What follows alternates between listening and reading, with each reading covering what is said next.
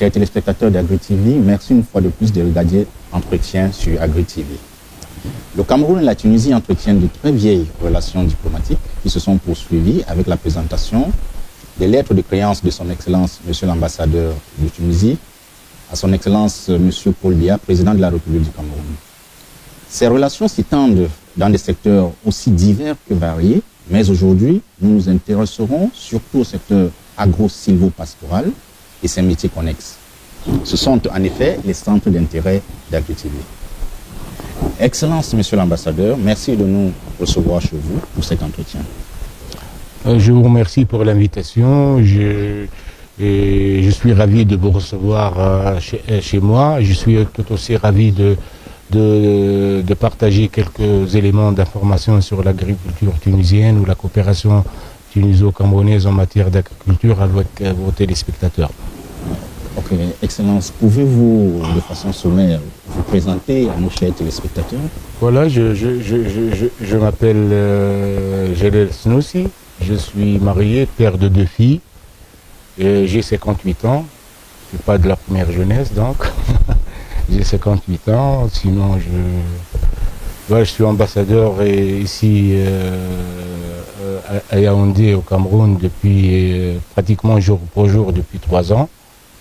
C'est mon premier poste en tant qu'ambassadeur. Sinon, avant, j'étais diplomate, surtout dans les affaires multilatérales. Donc, j'ai suivi pratiquement toute ma carrière dans le domaine multilatéral. C'est pour ça que j'étais affecté avant en tant que diplomate à Genève, puis à New York. Mais maintenant, je suis mon premier poste dans le domaine bilatéral. Et mon premier poste en Afrique. Donc pour moi c'est une richesse vraiment intellectuelle et personnelle. Je découvre l'Afrique à travers le Cameroun, et comme on dit que le Cameroun et l'Afrique en miniature, c'est tout à fait vrai. Je l'ai vérifié sur le terrain. Donc le Cameroun avec le Cameroun, c'est-à-dire elle est fidèle à son image, c'est-à-dire d'un pays divers mais dans l'unité, c'est-à-dire la notion de diversité dans l'unité. Il y a des centaines d'ethnies et de langues et au Cameroun cohabitent et se fécondent les plus grandes traditions culturelles de l'Afrique subsaharienne. Donc, je suis ravi d'être au Cameroun. Je découvre l'Afrique surtout. J'ai pas beaucoup visité l'Afrique, à part l'Éthiopie il y a une vingtaine d'années, mais sinon, j'ai découvert l'Afrique à travers le Cameroun. À travers le Cameroun. Voilà. Ok, Excellence, à votre arrivée au Cameroun, avez-vous fait un diagnostic, un léger diagnostic du secteur agricole en général? Franchement, diagnostic non, mais j'ai une petite idée sur le contexte agricole camerounais. Je sais que l'agriculture a une part importante dans le PIB, aussi dans l'emploi. Je crois qu'elle participe à concurrence de 25% dans le PIB. Et 35% dans la population active. Donc c'est un secteur entraînant. Je connais un petit peu aussi le problème de l'agriculture camerounaise en général. Donc j'ai ma petite idée. Mes diagnostics, d'abord je ne suis pas expert en agriculture, d'abord. Donc même si je peux examiner la situation, voir quelques études et quelques articles de presse et tout ça, mais je reste, c'est-à-dire c'est de l'ordre de la culture générale que de l'expertise. Donc je peux pas faire un diagnostic. J'ai pas la prétention de faire un diagnostic parce que je n'ai pas ni les moyens intellectuels ni les moyens scientifiques pour le faire. Mais je peux avoir une idée d'ensemble sur l'agriculture au Cameroun. Ça, j'ai une petite idée sur le secteur. D'accord. Sur le plan économique, Excellence, quels sont les enjeux, les priorités et les chantiers de l'ambassade dans les mois à venir? Pour notre agenda personnel et notre ordre de priorité, au premier lieu, il y a le vol aérien direct Tunisie-Cameroun. Donc ce vol qui a été prévu d'être inauguré au mois d'avril, malheureusement ça n'a pas été le cas. Il y a 3 mois, en mois de février, il y a une équipe de Tunisiens qui était là, qui a rencontré les autorités aéroportuaires camerounaises. Et ils ont très bien avancé. D'ailleurs, je crois que le projet est à sa phase finale parce que au mois de juin, du 20 jusqu'au 22 juin, il y a aussi une équipe de Tunisiens qui va venir inspecter le système de sécurité, la fluidité, tout ce qui est logistique à l'aéroport de Douala, parce que le vol sera Tunis-Douala. Donc, du moment que Tunisiens vient déjà vérifier l'aéroport, donc c'est que tout le processus a été bouclé. Donc, ça sera un vol direct, ça sera incessamment. Je tablerai, moi, je ne veux pas donner une date comme ça, mais j'espère que d'ici le mois de septembre, tout au plus mois d'octobre, de toute façon, je suis sûr qu'il y aura un vol direct d'ici la fin de l'année. D'ici la fin de l'année. Ça j'en suis sûr. Bon, ça va avoir lieu au mois de septembre, octobre, je ne sais pas. Oui, ceci facilitera véritablement les échanges. Oui, non, ça va booster beaucoup de choses, les échanges, le tourisme, beaucoup de choses. Le déplacement des hommes d'affaires, parce qu'un homme d'affaires tunisien, pour venir au Cameroun, parfois il va se taper 24 heures entre les escales et les vols et tout ça. Et alors qu'un vol Tunisie-Cameroun, c'est 4 heures de vol. 4 heures et demie tout au plus, parce que, vous savez, le Cameroun et la Tunisie, ils sont sur la même verticale. Et c'est pour ça qu'on n'a pas de décalage horaire entre la Tunisie, parce qu'on est exactement sur la même verticale. Donc, c'est pratiquement en vol d'oiseau, c'est 4 heures.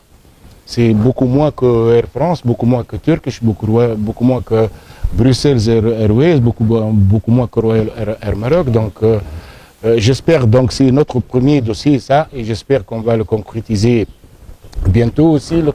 L'ambassade travaille sur d'autres projets, par exemple, on veut contribuer à l'installation de représentation bancaire tunisienne au Cameroun, parce qu'on n'en a pas, franchement on n'en a pas.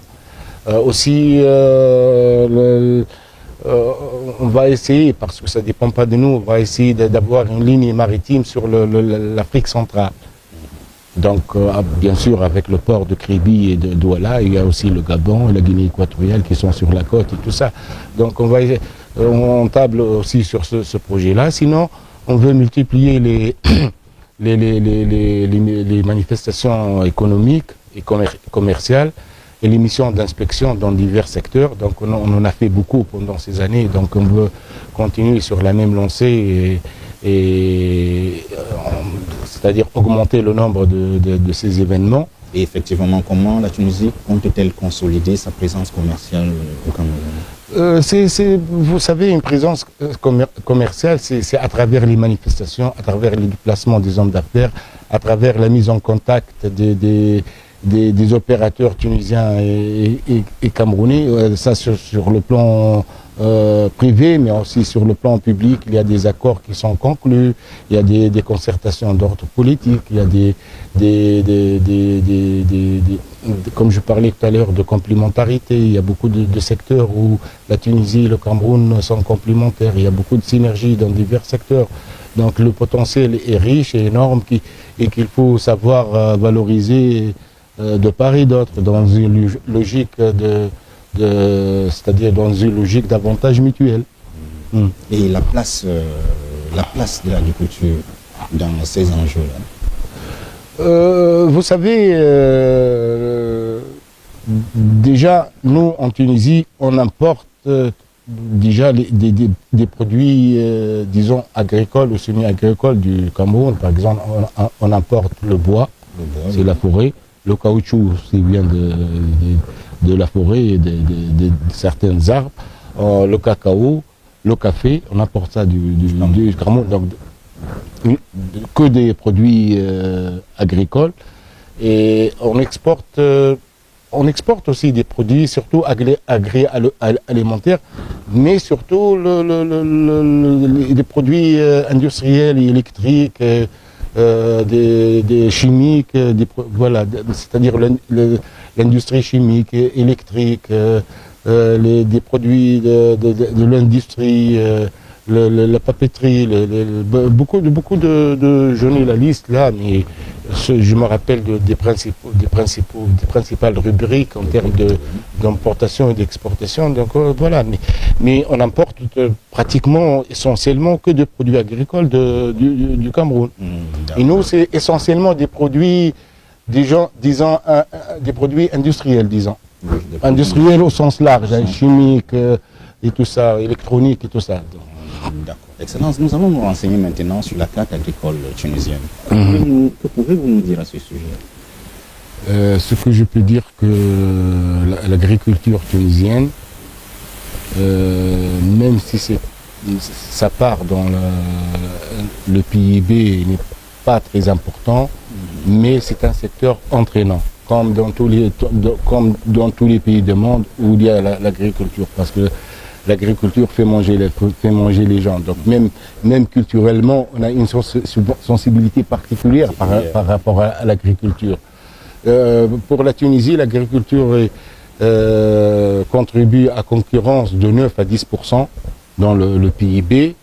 Elle emploie 18% de la population active.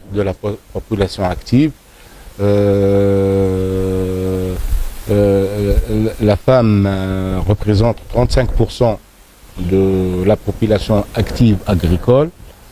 Le produit le plus important que l'agriculture tunisienne, sont l'huile d'olive, les dattes, les agrumes, les produits de la mer. Voilà les principales rubriques de production agricole en Tunisie. Bon, il y a beaucoup de transformation aussi en Tunisie pour les fruits, légumes, tout ça. On a une grande industrie de transformation. Mais voilà les 4, disons, produits qui accaparent une part importante de la production agricole tunisienne en général. Quels sont, selon les produits que vous importez le plus et les produits que vous exportez le plus? Voilà, les exportations, les plus produits en Tunisie sont forcément les plus exportés. On exporte beaucoup de dattes, huile d'olive. Vous avez la Tunisie, le premier exportateur au monde en huile d'olive et en dattes. Et en date aussi. Non, pour l'huile d'olive, je crois que c'est le deuxième ou le troisième. Mais en date, on est le premier. Mais en huile d'olive, je crois, le deuxième ou le troisième mondial. On a les agrumes et les produits de la mer aussi. Voilà les 4... en même temps, les 4 principales rubriques de production et aussi d'exportation. On importe par exemple le blé dur, le blé tendre, le maïs, le sucre, le riz. Voilà les principaux produits agricoles qu'on importe. Vous importez. Voilà. Ces produits que vous importez, la Tunisie n'a pas encore trouvé un moyen pour cultiver ça sur place? Oui, le riz par exemple, c'est pas le blé dur et le blé tendre, vous avez complètement raison. À un certain moment, dans notre histoire, la Tunisie était connue pour être comment dire, le grenier de Rome. Pendant le grenier de Rome, d'un certain moment. Mais bon, maintenant, on n'est pas même pas le grenier de nous-mêmes, là. Non, parce qu'on apporte du blé, du blé dur, comme je parlais. Qu'est-ce qui s'est passé pour que vous ne soyez plus le grenier de vous-même? Bon, il y a eu beaucoup de choses, entre autres. Il y a beaucoup de... Il faut voir ça sur 2000 ans, donc... depuis même plus que 2000 ans, 2500, au moins 25 siècles maintenant. Un peu moins de 25 siècles, depuis l'époque romaine et carthaginoise et les guerres puniques et tout ça. Donc voilà, on essaie, nous, notre principal objectif de la politique agricole, c'est l'autosuffisance alimentaire. C'est ça le principal objectif ou donc pour atteindre cet objectif, donc le gouvernement fait tout pour mettre en place les mécanismes nécessaires, les infrastructures nécessaires, les moyens financiers nécessaires, les moyens, disons, humains et juridiques, administratifs et tout ça pour atteindre cet objectif. On est sur la bonne voie, mais le chemin, je ne dirais pas, est encore long, mais il y a un bout de chemin encore à faire. Voilà. Ok, Excellence. Lorsque nous préparions cet entretien, nous avons constaté que la Tunisie a une grosse expérience en matière de transformation. Oui. Oui. Comment nos agriculteurs peuvent-ils en tirer avantage? Vous savez, dans ce genre de projet ou d'opération, il faut qu'il y ait un partenariat, qu'un homme d'affaires tunisien s'associe avec un partenaire camerounais. Donc, à savoir la forme, il convient de la forme de ce partenariat pour que le Tunisien amène son expertise et le partenaire camerounais apporte ses produits, parce qu'on parle de transformation dans le domaine agricole. Donc, voilà, mais on a une très grande expérience en matière de transformation.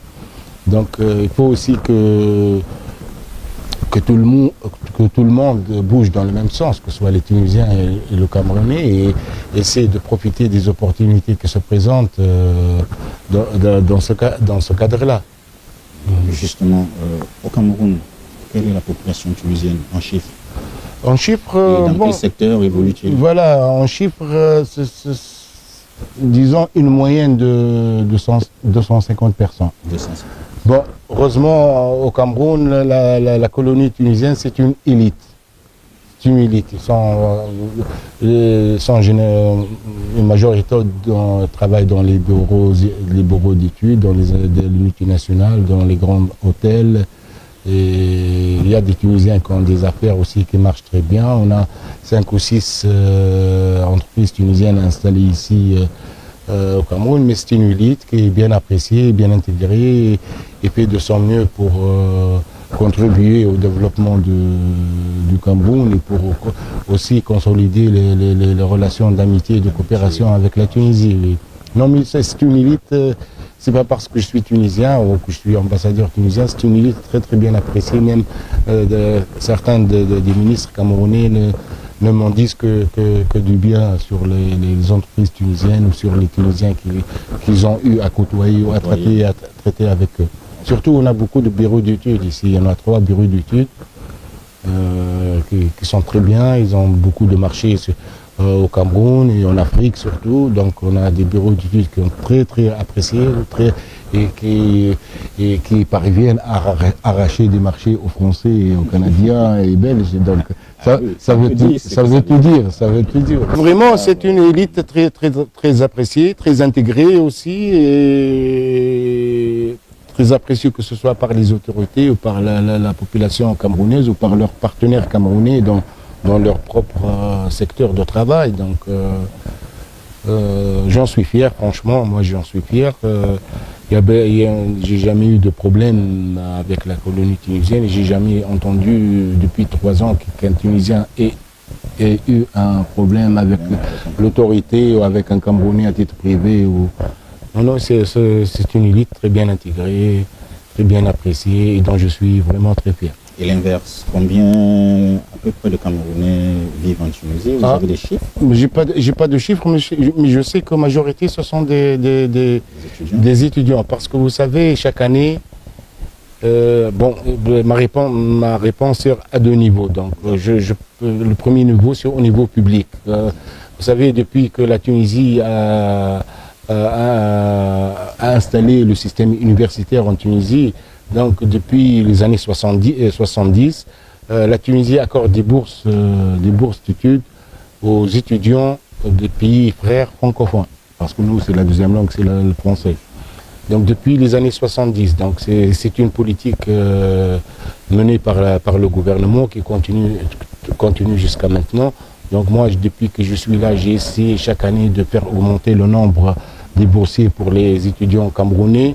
Et chaque année, heureusement, je parviens à augmenter le nombre. Donc il y a beaucoup d'étudiants camerounais qui sont acceptés dans les universités publiques avec une bourse de coopération. Ça, c'est au niveau public. Au niveau privé, on a beaucoup d'universités qui sont très prisées en Afrique francophone et même dans d'autres pays francophones, pas forcément en Afrique.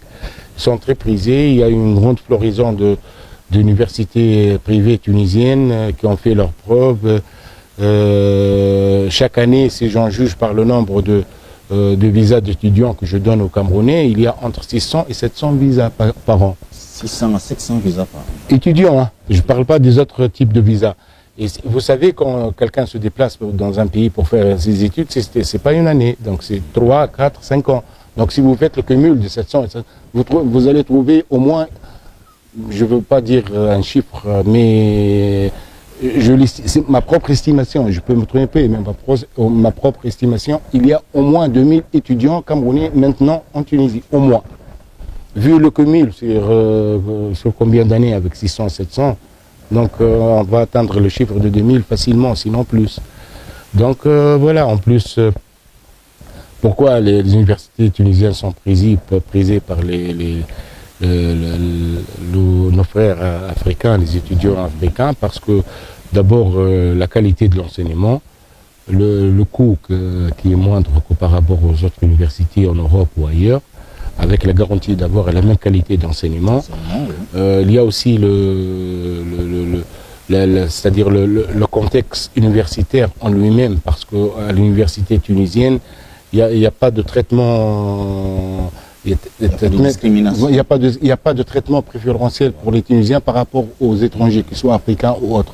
Donc tous les étudiants sont lotis à la même enseigne. Si le Tunisien a des droits, les mêmes droits sont pour l'étranger, et s'il a des devoirs, c'est les mêmes devoirs. Donc tout le monde est loti à la même enseigne.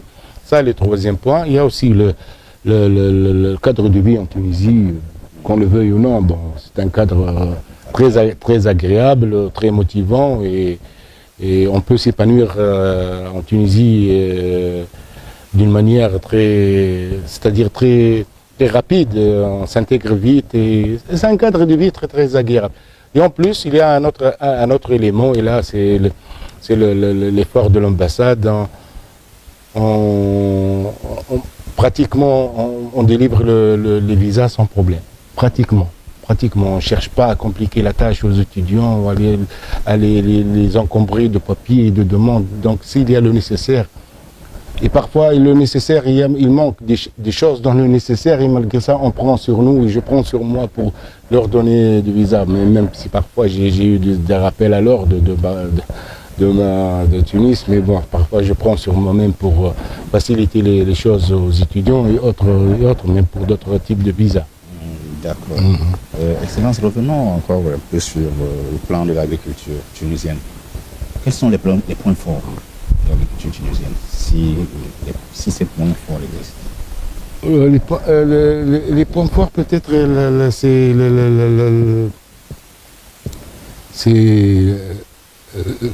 la volonté de la tunisienne, qui s'affiche de plus en plus, pour varier son agriculture, varier sa production et assurer l'autosuffisance alimentaire, et surtout renforcer son infrastructure agricole. Donc je dis que c'est cette volonté-là d'aller de l'avant, qui est un atout, parce cette volonté, vous la trouvez au niveau du gouvernement, au niveau de la population, disons, agricole.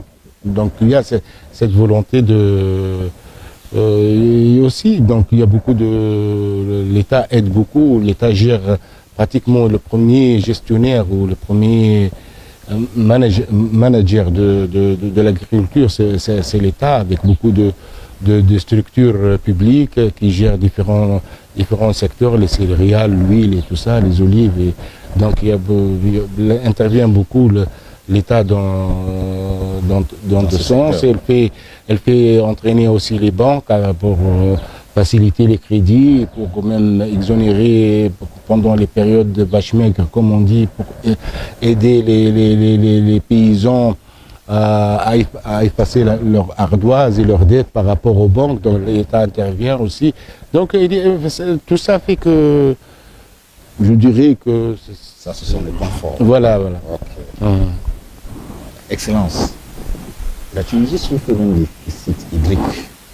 Et les ressources en eau dans les barrages ont chuté entre 2016 et 2017 de 1426 millions de mètres cubes, environ 700 millions. Quel a été l'impact de cette chute dans l'agriculture de votre pays quand on sait que l'eau est fondamentale? Oui, oui, l'eau est fondamentale. Vous savez, je vous donne un chiffre, par exemple, à travers le monde. 70% des ressources en eau va à l'agriculture, à travers le monde. Le chiffre est encore plus grand pour nous. 80% des ressources en eau va à l'agriculture. D'ailleurs, 14% seulement pour l'eau potable. Donc, c'est pratiquement 6 fois plus, ou 5 fois plus. En Tunisie, c'est vrai, on nous classe parmi les pays pauvres en eau, ou parmi les pays qui vont connaître ce que les techniciens appellent un stress hydrique.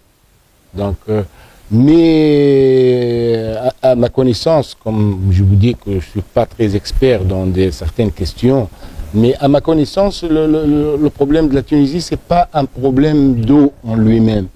C'est un problème de gestion et de gouvernance.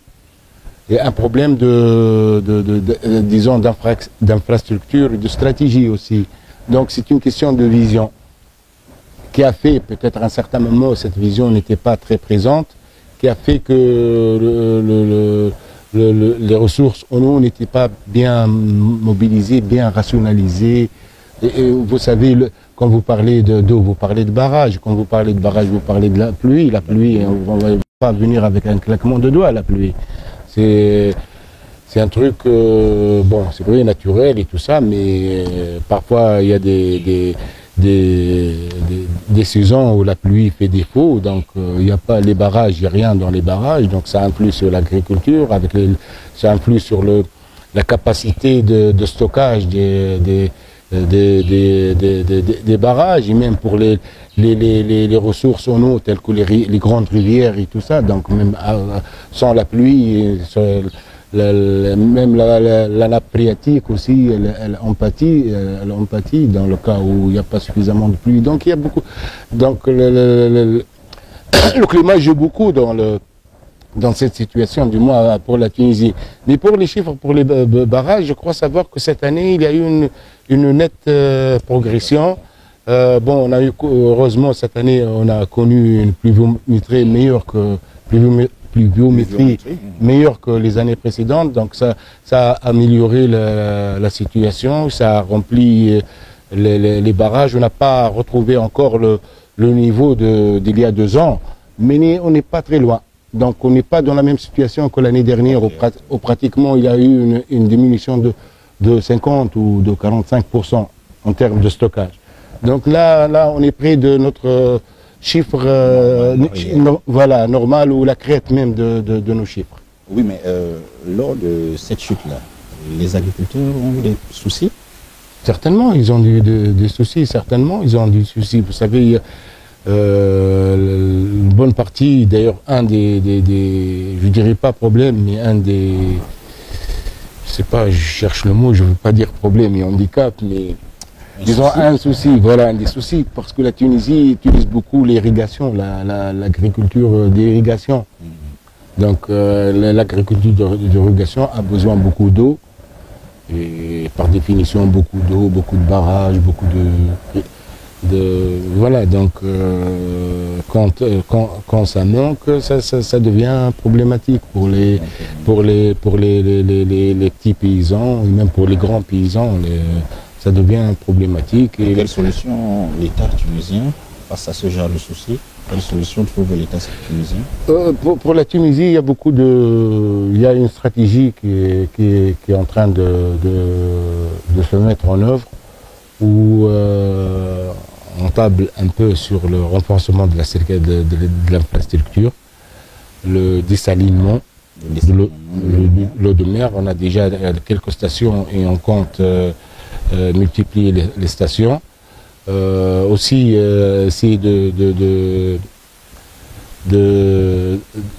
renforcer la gestion et la gouvernance en matière d'eau. Il y a aussi accroître l'investissement, faire des projets PPP. PPP, c'est-à-dire partenariat public-privé. Okay. Partenariat public-privé. Aussi assurer un meilleur contrôle, un meilleur suivi de l'utilisation de l'eau, voir avec les grands consommateurs d'eau les possibilités de réduire leur consommation. Et aussi, surtout, le plus important dans tout ça, vous voyez, tous ces points-là, ce sont des sous-points derrière le chapitre principal qui est la gouvernance. Donc c'est ça l'objectif maintenant de notre gouvernement. C'est une stratégie qui est en train d'être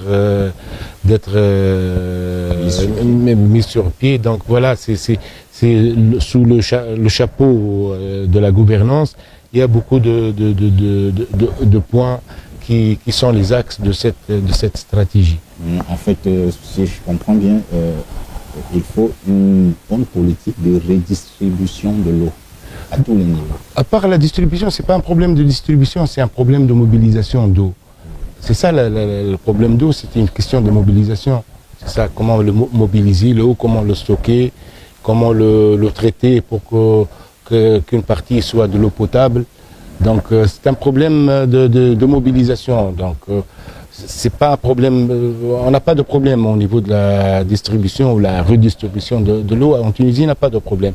Le problème, c'est au niveau de la mobilisation de l'eau et de la bonne gestion de l'eau en général. En général. Voilà. Excellence. Existe-t-il des accords dans le domaine agricole entre nos deux pays? Il y a des accords. Il y a au moins 3 accords. C'est en cours de finalisation, qui sont en cours de finalisation, mais pratiquement finalisés. Il y a un accord de coopération entre la société tunisienne de production et de distribution d'eau avec la Camerounaise des eaux. C'est un accord sur l'eau et l'assainissement, et un accord sur l'accord agricole, sur l'agriculture. Vous pouvez nous parler de l'accord sur l'agriculture, par exemple? Franchement, j'ai pas les détails, de cet accord, mais c'est un accord de coopération. Donc il y a beaucoup d'échanges d'expertise, de formation. J'essaie de me rappeler de mémoire, mais j'ai pas vraiment en tête les axes parce que on a des dizaines d'accords. Si je dois avoir tous les détails en tête, je dois avoir une tête plus grande 10 fois que ça. Excellence, existe-t-il des lycées et des universités typiquement agricoles en Tunisie?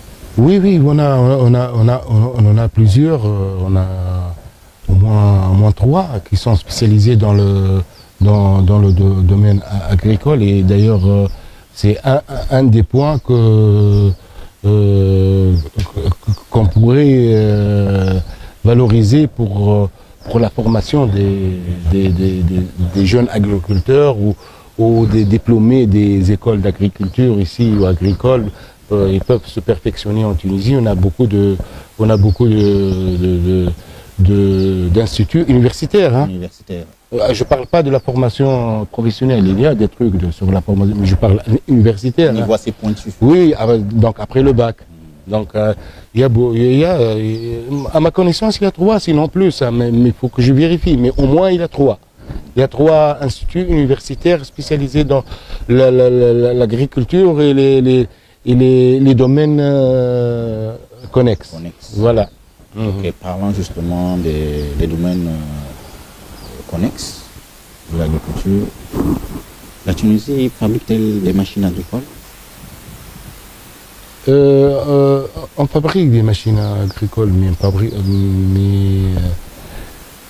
Mais je vous mentirais si je vous dirais que la Tunisie fabrique les gros engins ou les grosses machines, mais les appareils, les petits et les moyens appareils, on les fabrique en Tunisie. Peut-être aussi pour les gros engins, comme on dit, il y a des sociétés de montage en Tunisie, donc on est en train d'acquérir le savoir-faire dans tout ça. Et peut-être bien un jour ou l'autre, on va les produire nous-mêmes. Mais il y a, pour les moyens et les petits, disons, engins, on les fait. Pour les gros, à ma connaissance, hein, j'espère être surpris par une information contraire, mais à ma connaissance, bon, je ne peux pas vous mentir, vous dire que oui, non. À ma connaissance, non. Pour les gros engins, les gros trucs, non. Sur le plan des échanges sud-sud, on constate que nos agriculteurs et agro-industriels ici au Cameroun se ravitaillent en Chine, en Europe, pour l'achat de leur matériel agricole, des intrants, etc. La Tunisie a-t-elle la technologie pour attirer... Vous savez, la Tunisie est le deuxième producteur mondial et le deuxième exportateur mondial de phosphate et d'engrais chimiques. Donc, deuxième mondial. Oui, mondial, oui. Bon, on a perdu pour des raisons beaucoup plus sociales que politiques. Dernièrement, il y a eu des pépins, des grèves et tout ça, donc on a perdu un petit peu. Mais depuis de longues années, on était le deuxième, troisième producteur exportateur mondial de phosphate et d'engrais. Donc là, déjà, on a un produit qu'on le transforme, nous, en Tunisie. Hein. Le phosphate brut, on le transforme en engrais. On le fait directement sur place, en Tunisie. Donc, on a la technologie de la transformation du phosphate. On peut toujours la mettre à disposition de nos frères africains, au Cameroun ou ailleurs, où il y a un besoin de coopération dans ce sens. D'accord. Excellence. Je crois qu'il y a des fois, il y a souvent des fois tunisiennes au Cameroun. Oui, tout à l'heure, je vous disais que depuis que je suis là, je ne veux pas dire que mon prédécesseur n'a rien fait, loin de là, mais juste depuis que je suis ici, parce que je le sais, parce que je l'ai fait. Donc, je l'ai fait avec mes collègues, bien sûr, je ne l'ai pas fait tout seul. Depuis 3 ans, combien de fois? On a organisé au moins, je ne sais pas, une quinzaine comme ça. Une quinzaine, même plus. Hein. Combien de foires l'année? Ça dépend. Vous savez, on fait des foires, on fait des salons, on fait des manifestations commerciales. On fait des missions de prospection sectorielle, comme on l'a fait pour la santé, on l'a fait pour le tourisme. On organise chaque année des journées portes ouvertes pour l'enseignement supérieur. Les universités privées viennent ici, on les met en contact avec les bacheliers ou les futurs bacheliers et les candidats au bac, disons. Et on arrange ça avec les proviseurs des lycées, on ramène les élèves, ils sont en contact avec les universités tunisiennes dans une salle, dans un hôtel, une grande salle, et chacun présente son université, et ça a beaucoup boosté le nombre d'étudiants camerounais pour aller étudier en Tunisie. Donc je veux dire par là qu'on essaie parfois de focaliser un secteur, parfois c'est multisectoriel, ça dépend du contexte, ça dépend de l'appel de Tunis et ce que demandent les hommes d'affaires tunisiens. Mais on organise aussi des manifestations et des événements focalisés sur un seul secteur. D'accord. Sur le plan de la transformation et du packaging, au Cameroun, vous avez peut-être des soucis à ce niveau. La Tunisie a-t-elle l'expertise? Je vous parlais de la transformation, on est vraiment, je ne veux pas être prétentieux dire un délédère, mais on est vraiment en pointe dans le domaine de la transformation. Je parle bien du produit agricole. Hein. Oui, des produits agricoles. Voilà, produits agricoles. On est vraiment très très bien outillés pour tout ce qui est packaging, labeling et tout ça aussi. L'emballage, bien sûr, on est très très très très bien avancé dans ce sens, surtout maintenant avec disons, moi ce que j'appelle, peut-être je me trompe, mais j'appelle la révolution culturelle dans les marchés. Maintenant, vous achetez un produit parce qu'il est beau, Oui. pas parce qu'il est, Parce que nourrissant, ou parce que, surtout, on flash sur un produit parce qu'il est beau. Donc, on flash sur l'emballage. voilà, donc l'emballage est devenu un élément important dans la valeur du produit lui-même. Parce que, moi je vous raconte une anecdote très très personnelle. Il y a quelques mois, l'ambassadeur de la Chine m'a offert une bouteille d'un alcool local. Eh bien, j'ai pas pu toucher à la bouteille. Pourquoi? Si vous voyez le coffret avec lequel il m'a... je peux pas toucher. C'est une œuvre d'art, c'est pas un coffret avec une bouteille. Vraiment, c'est une œuvre d'art. Justement, c'est dans ce sens-là. Maintenant, le design et l'emballage et l'esthétique et la plastique de l'emballage comptent beaucoup, ils conditionnent beaucoup la clientèle. C'est pour ça que moi, de mon avis, je dis toujours qu'il y a cette révolution culturelle dans les marchés et dans la perception des produits. Excellence, quelle est la place qu'occupe la pisciculture en Tunisie? Tout à l'heure, quand je déclinais les principales rubriques d'exportation de la Tunisie en matière de produits agricoles, j'ai cité le produit de la pêche, le produit de la mer.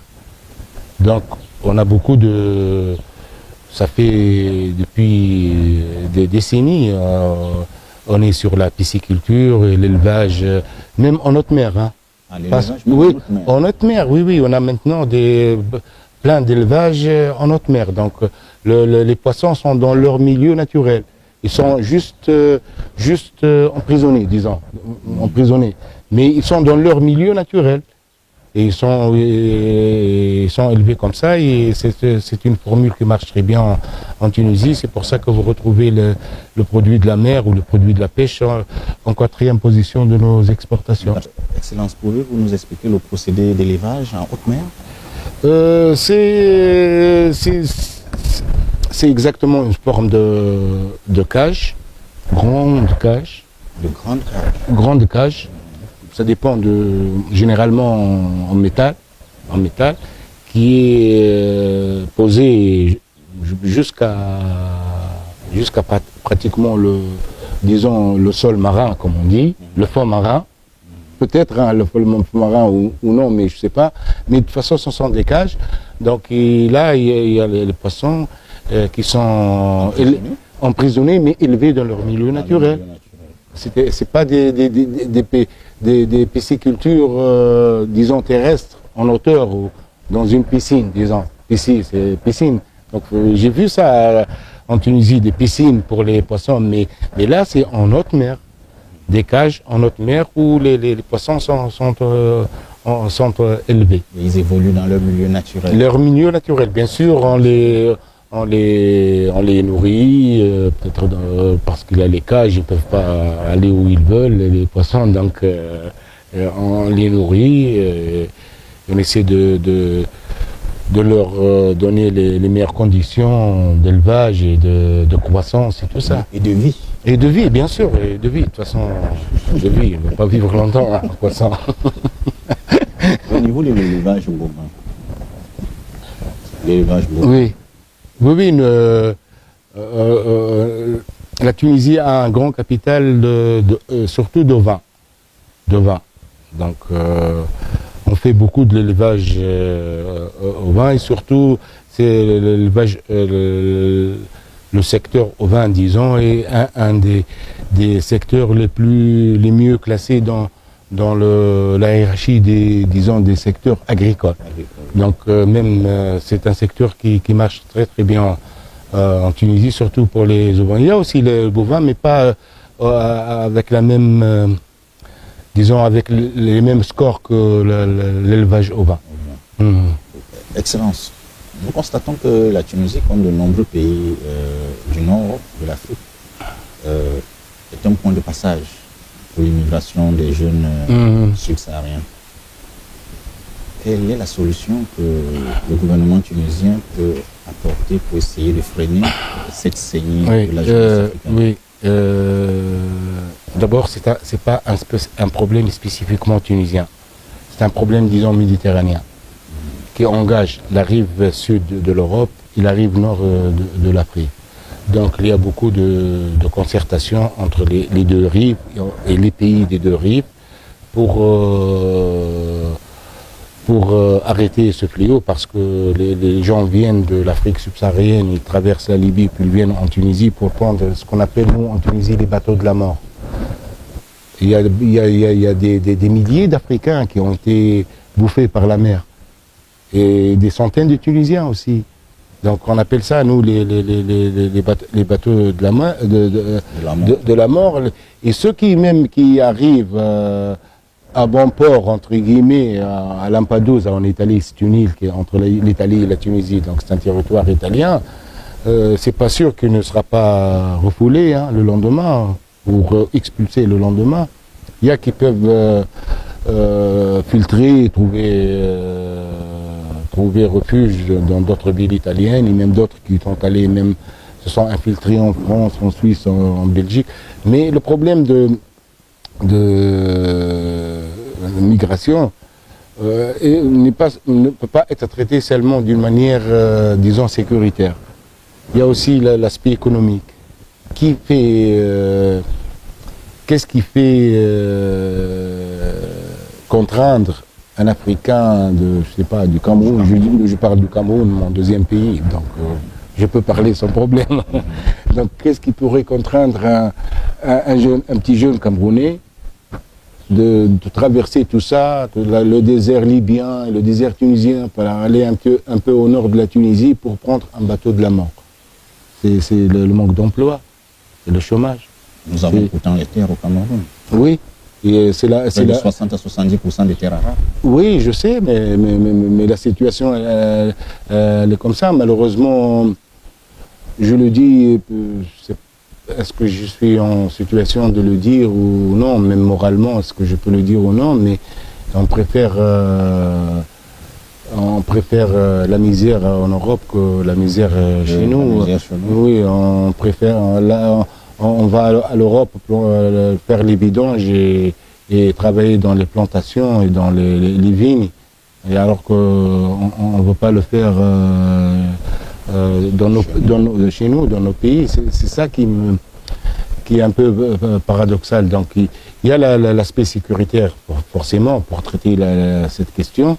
Il y a aussi l'aspect économique. Il faut retenir les gens, surtout les jeunes, chez eux, avec des emplois, mais là, c'est une autre paire de manches, c'est un gros problème, parce que l'emploi, ça ne se crée pas comme ça, donc il faut une grande croissance du pays sur plusieurs années pour pouvoir résorber le chômage. Il faut aussi que nos partenaires européens qui ont peur de la migration, qui font tout pour bloquer la migration, il faut aussi qu'ils comprennent que le problème aussi est économique. Il faut aider les pays africains sur place, sur leur terrain, pour enraciner les enfants africains dans leur pays, avec un boulot décent et un revenu digne d'un être humain. Donc voilà la question.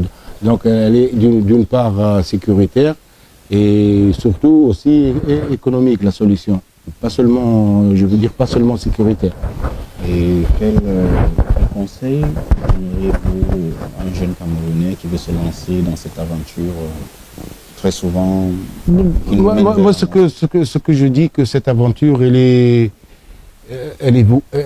vouée à des scénarios terribles. D'abord, il y a le risque de mourir en mer.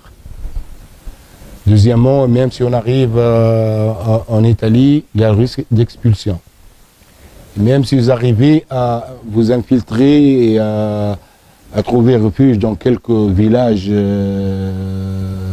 italiens, je parle d'Italie parce que généralement on fait les bateaux de la mort, c'est vers l'Italie.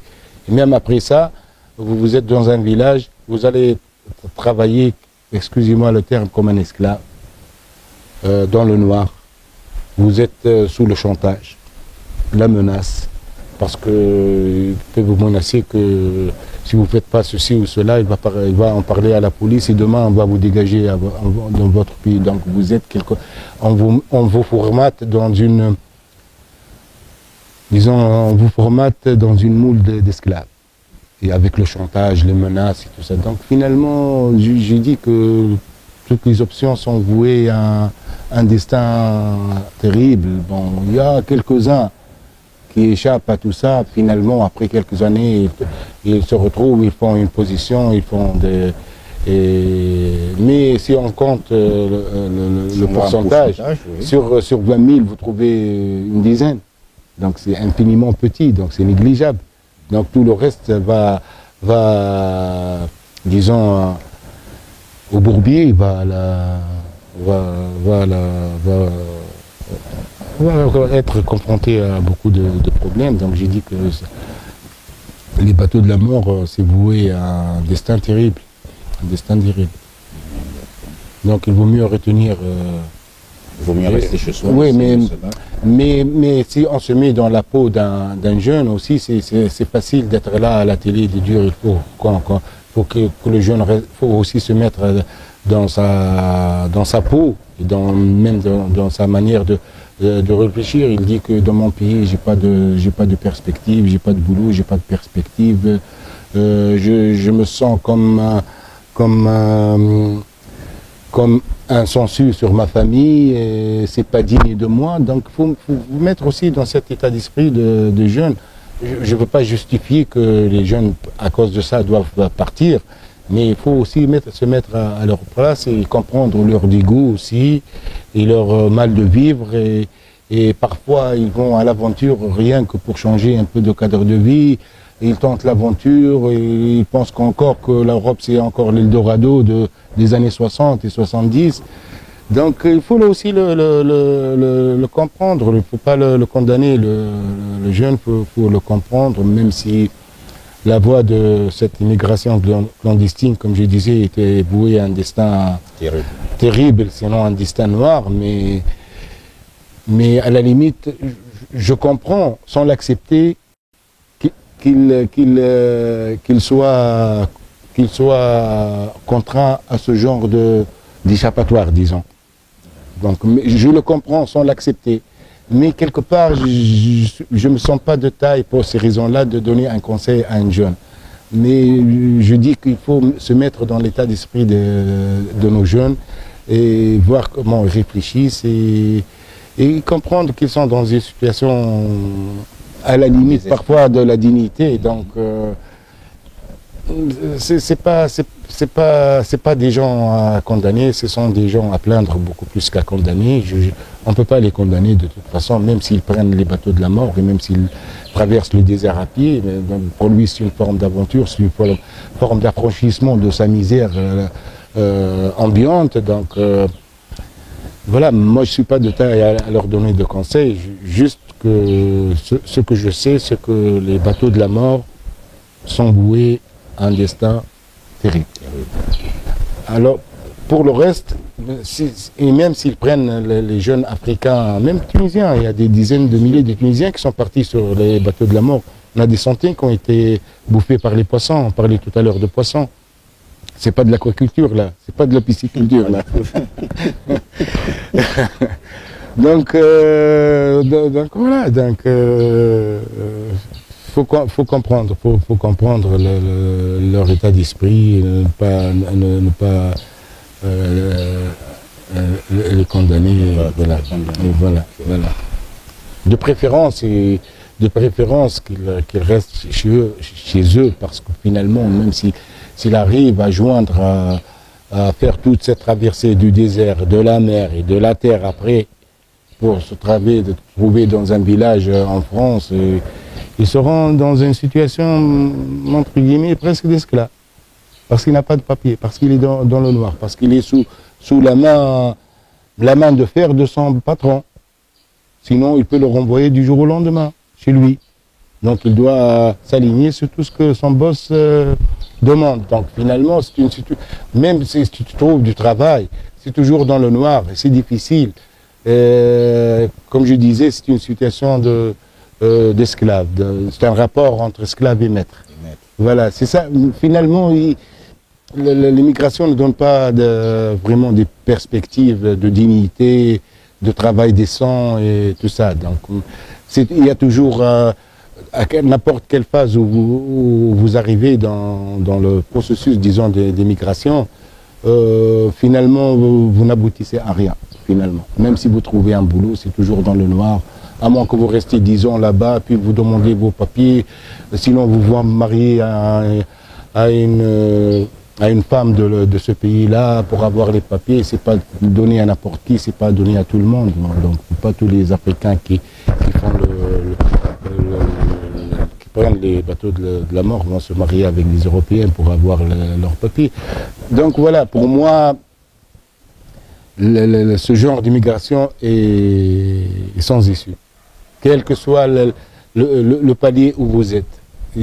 C'est toujours, vous n'arrivez pas à vos fins, vous n'arrivez pas à concrétiser votre rêve ou votre souhait et votre idéal. Excellence, Monsieur l'Ambassadeur, nous vous remercions une fois de plus de nous avoir permis d'éclairer nos chers téléspectateurs sur l'agriculture tunisienne, son expérience et son expertise. Merci beaucoup, tout le plaisir est pour moi. Je suis ravi et honoré d'être invité par votre chaîne de télévision. Je suis aussi ravi aussi de vous recevoir, recevoir à la résidence. Je crois que le débat a été riche et j'espère qu'il était utile pour vos téléspectateurs. De toute façon, j'ai essayé de répondre sans langue de bois, sans faux fuyant, comme on dit. J'ai essayé d'être objectif, j'ai essayé d'être direct, j'ai livré le fond de ma pensée. Parfois, j'étais pas trop diplomate, mais voilà, j'ai essayé de livrer un message auquel je crois. J'ai essayé de donner des informations au sujet de l'agriculture de la Tunisie, au sujet de la coopération avec le Cameroun ou d'autres sujets entrant dans le cadre de l'agriculture ou dans un autre cadre. Donc voilà, je vous remercie beaucoup pour cette invitation et vivement à la prochaine. Ok, vivement à la prochaine. Merci, excellent.